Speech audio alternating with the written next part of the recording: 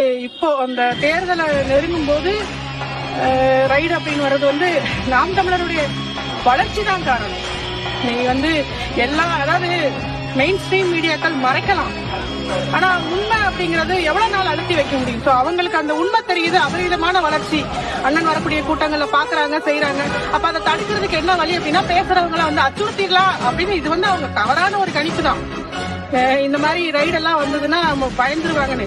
எல்லாத்தையும் எதிர்கொள்ள துணிவு இருக்கிறவங்க மட்டும்தான் நாம் தமிழர் கட்சியில பயணிக்கிறாங்க அப்படிங்கிறது மேல இருக்கிறவங்களுக்கு இன்னும் தெரியல. இனிமே தெரிஞ்சுக்குவாங்க. எது வந்தாலும் மன உறுதியோட நிற்போம். இந்த ரைடுங்கிறது இதுவும் வளர்ச்சி தான் நாம் தமிழர் கட்சிக்கு. இது வரைக்கும் மெயின் ஸ்ட்ரீம் மீடியா பேசல இல்லையா? இப்ப பேசுறாங்கல்ல. பாஜக பி டீம்னாங்க, இந்த பாருங்க ரைடு அதுன்னு விடுறாங்க. நீங்க திமுகல பணத்தை வாயில பணத்தை வச்சிருந்தவங்களை எல்லாம் எந்த சோதனையும் பண்ணல. ஆனா எதுவுமே இல்லாத மக்கள்கிட்ட ரெண்டு பிரபாகரன் தலைவர் எழுதுற புத்தகத்தை நீங்க எடுத்துட்டு போயிட்டு ஆவணத்தை எடுத்துட்டு போனேன், லேப்டாப் எடுத்துட்டு போனேன் அப்படின்னு ஏதாவது ஒரு கட்டுக்கதையை கட்டி விட்டா எது வந்தாலும் நாம் தமிழர் கட்சியில முதல்ல நிக்கிற அண்ணன் சீமான்ல இருந்து கடைக்கோடியில் இருக்கக்கூடிய உறுப்பினர் வரைக்கும் எல்லாரும் மன உறுதியோட எதையும் எதிர்கொள்ள தயாரா